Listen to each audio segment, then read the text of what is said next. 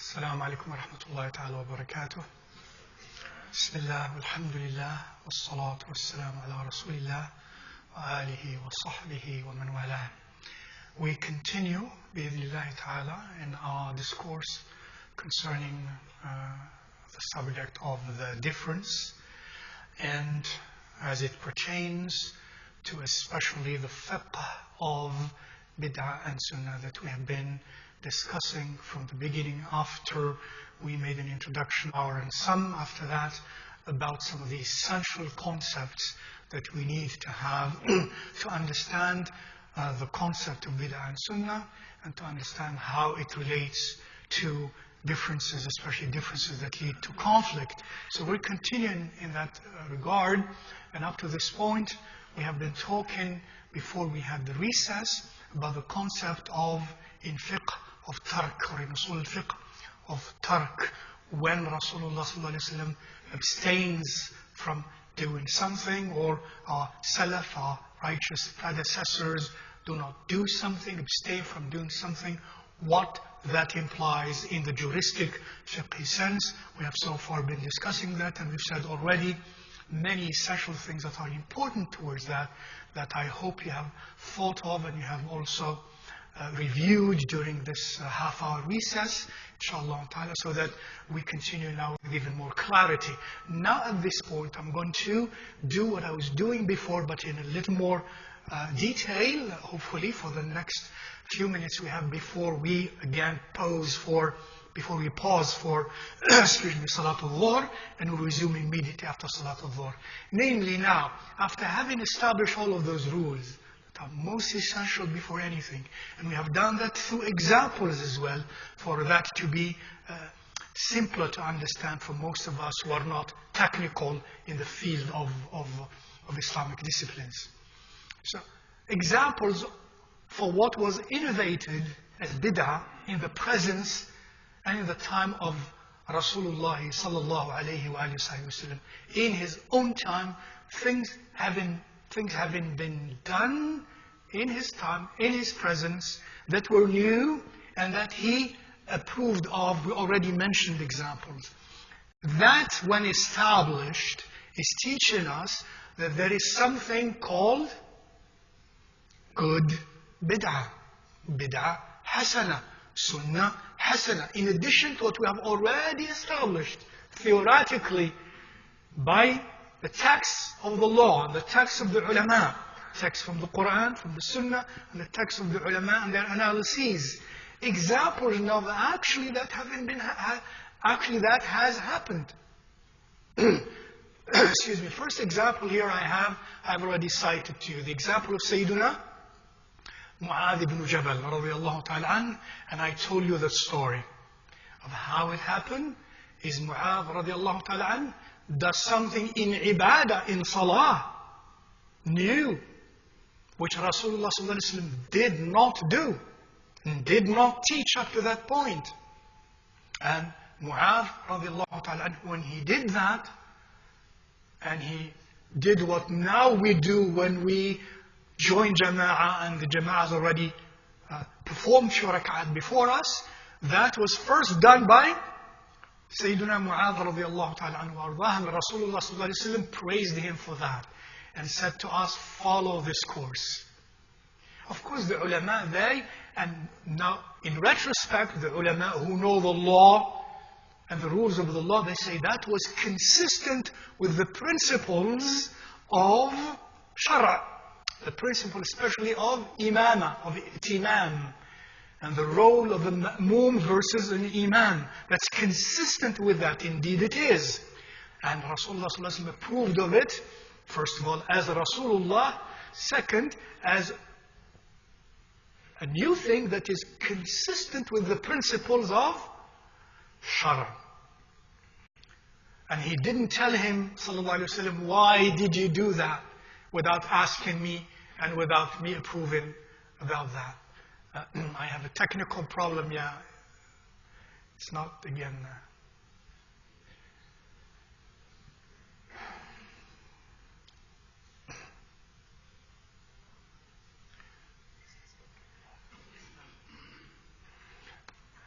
And we're going what you did? Why did you turn it off? I gave up engineering a long time ago. It was not on. You need an engineer to know that. Another example, Sayyiduna Abu Bakr. In this case, that's to support the previous case. In this case, Sayyiduna Abu Bakr, Rasulullah ﷺ has led Salah. He was leading Salah in Jama'ah. And this companion comes late. And Sallallahu Alaihi Wasallam is in ruku'. So what he does, before he reaches the lines, so that he reaches the rak'ah with Rasulullah sallallahu alaihi wasallam, he says Allahu Akbar in ruku', and he walks in ruku', joining the ranks, the lines. So that's something new. That's bid'ah. It's something new. In this case, unlike in the case of Sayyidina Mu'adh, because some would say, well, he just let him. No. When it is something wrong, or even improper, he will let us know. In this case, he told his companion, زَادَكَ اللَّهُ حِرْصًا وَلَا تَعُدْ. May Allah subhanahu wa ta'ala increase you in your desire to comply and to reach Jama'ah, but don't do that again. He said, sallallahu alayhi wa sallam. So when Rasulullah sallallahu alayhi wa sallam does not say anything, does not do something, it's still permissibility, it's fine. If it were wrong, he would say, it is wrong or improper. Another case, Sayyiduna Bilal radiallahu ta'ala anhu. Many of you perhaps know the case that in Salatul Subh, for the adhan of Salatul Fajr, there is, in addition to regular adhan, there is what? As-salatu khayrun min an-nawm. The texts, the overwhelming texts teach, and many of those texts teach, that the person who said that, first of all, outside of adhan, is Sayyiduna Bilal radiallahu ta'ala anhu. Some say in the time of Sayyidina Umar, some say in the time of Rasulullah sallallahu alaihi wasallam, that he came and he was saying, he was going to let them know that time for Salah has arrived. And he said, and they say to him, he's sleeping. And he said, Sayyidina Bilal, Salah is better than sleeping. As-salatu khayrun min an-nawm. Rasulullah sallallahu alaihi wasallam, in accordance to these reports, hears that and says, it is good, put it in the adhan. The concept of what? Bid'ah hasana. A good new thing. Rasulullah sallallahu alaihi wasallam said it's good. Put it in there. It's consistent with the principles of adhan, because adhan is intended to help people wake up, to help them get ready for salah, and to encourage them to come to salah.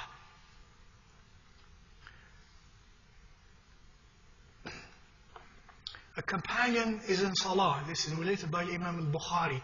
And Rasulullah is praying behind Rasulullah sallallahu alaihi wasallam. Rasulullah sallallahu alaihi wasallam says, Sami'a Allahu liman hamidah. This companion says something that Rasulullah sallallahu alaihi wasallam didn't teach before, didn't say before. He says, Rabbana wa lakal hamd, hamdan kathiran tayyiban mubarakan fiha, and so on. Which you all know. That's that companion. Rasulullah sallallahu alaihi wasallam at the end said, who said that? He said, Ya Rasulullah. He was concerned. He said, I saw 70 malak celebrating it. Which one would raise it to the upper dimensions? So it's bid'ah, in dua, in dhikr, in salah, hasana. It's consistent with the rules of the shara. And that's why, for example, the likes of Imam Ibn Hajar, many of you know him, Al-Asqalani, the commentator on Sahih al-Bukhari in Fath al-Bari, who lived, who lived in the 8th or 9th century Hijri, great scholar. He's called Amir al-Mu'mineen fi al-Hadith, and was Qadi al-Qudah in Egypt and so on. He says, وَاسْتُدِلَّ بِهِ عَلَى جَوَازِ إِحْدَاثِ ذِكْرٍ فِي الصَّلَاةِ غَيْرِ مَأْثُورٍ. This is evidence that the scholars used of introducing a new dhikr in salah that is not mentioned before if it does not contradict or oppose that which is already established.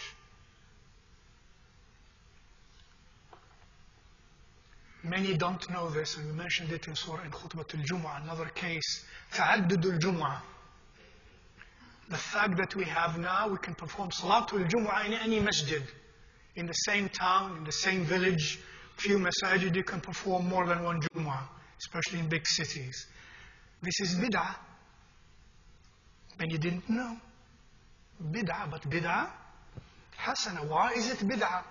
Because in the time of Rasulullah sallallahu alaihi wasallam, there were, in his time, before he passed to Rasulullah sallallahu alaihi wasallam, in Medina, in accordance to the ulama and the historians, 9 masajid. And the masjid of the Nabi sallallahu alayhi wa sallam. They all perform their daily salawat in all these masajid. But in Jumu'ah, only in the Masjid al-Nabawi. They call it Masjid al-Jami'. And that continues in the time of the Khulafa al-Rashidun and the companions in one masjid. Until centuries later. Some say the 3rd century Hijri, in the Abbasid time, that this concept of many Jumu'at in one city occurs. The reason is maslaha, as Ibn Taymiyyah mentions, rahimahullah ta'ala. The reason is maslaha, it's a benefit. The cities have a large, populations have grown. It becomes very cumbersome and very difficult to have them come to one masjid to perform Salatul Jumu'ah. Imagine in New York City, one masjid, and Jumu'ah is in one masjid only. And New York City has 20 million people or so. Shara is logical, and Shara is merciful, and Shara is wise.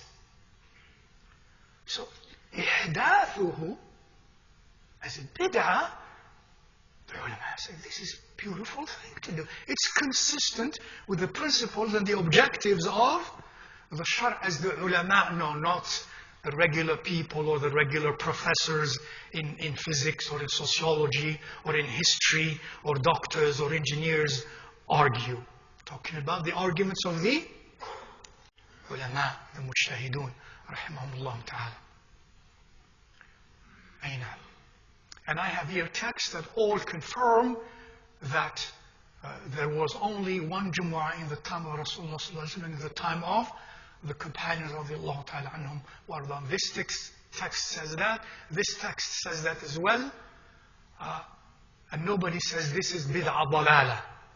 They say this is bid'ah hasana. Aina.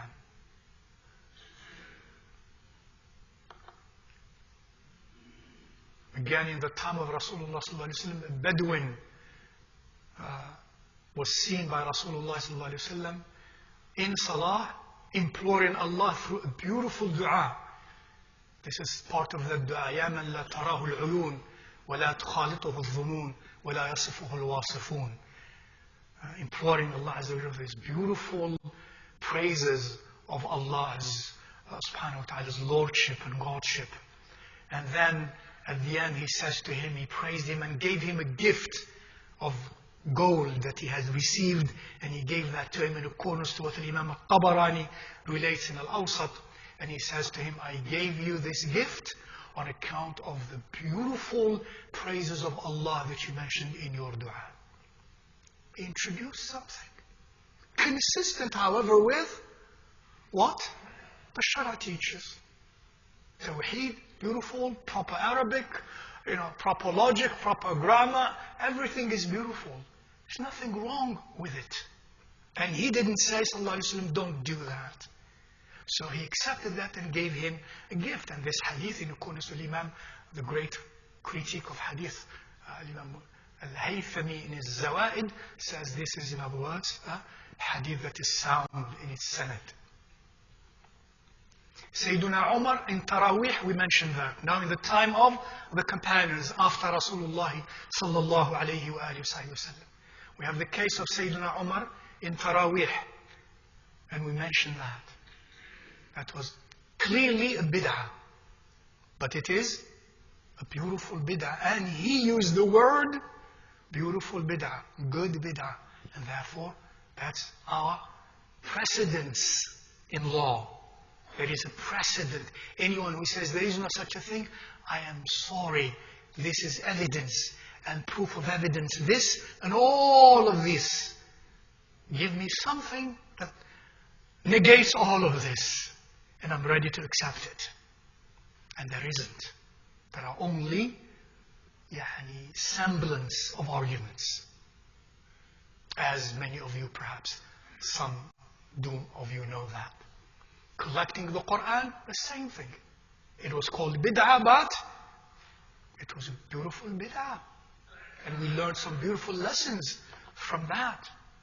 And it is in matters of religion, of deen, not only in matters of mu'amalat. Maqamu Ibrahim. You know, Maqamu Ibrahim, when you go to Mecca, those who performed Hajj, and it's highly recommended to be there in ibadah and in dhikr behind the maqam or at the maqam. The position in which it is now is bid'ah. Many don't know that. That's not where it was in the time of Rasulullah sallallahu alaihi wasallam. In the time of Rasulullah sallallahu alaihi wasallam, as it is related in authentic hadith, and Sayyidah Aisha, our mother of the believers, said, كان المقام في زمن النبي صلى الله عليه وسلم وفي زمن أبي بكر ملتصقا بالبيت ثم أخره عمر رضي الله تعالى عنه. It used to be in the time of Rasulullah and in the time of Sayyidina Abu Bakr and part of the time of Sayyidina Umar, next to the house, touching it, ملتصقا به, next to the gate of the Kaaba on the right. It was there. He was touching it, glued to it, in a sense. And then Sayyidina Umar moved it to where it was. That's a bid'ah in matters of deen. But it is bid'ah hasana. What's the basic argument for this? He thought probably so that it is impeding the flow of tawaf, and in front of the gate of the Kaaba, the ibadah, and al-iltizam, and Hajar al-Aswad, and the high density of people around the Hajar al-Aswad, very close. It impedes that, and people want to pray there and want to be in dua there. So it was impeding the flow and the ease of that ibadah. And there is nothing, as he understood, that says it is meant to be there for a specific inherent non-rationalizable reason. No, it's rationalizable. And therefore, he moved it, sallallahu alayhi wa sallam. And he's the first one actually who covered it, who built a maqsura around it for protection and preservation as well. Amen.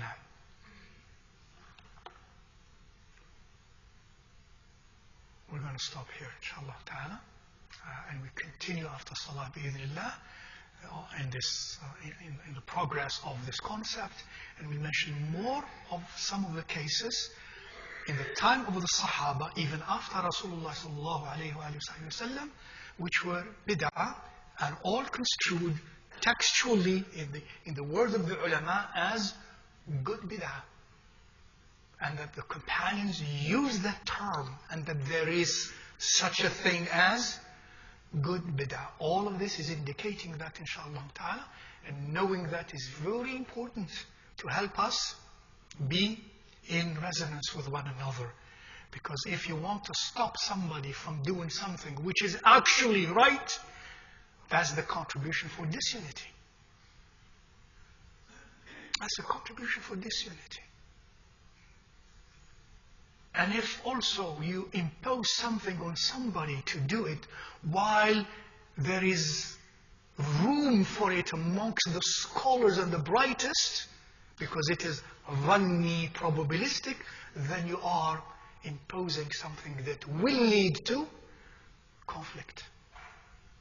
And it will break that unity. May Allah Azza wa Jal help us all. After Salah we continue, inshallah ta'ala. Wassalamu alaikum wa rahmatullahi ta'ala wa barakatuh.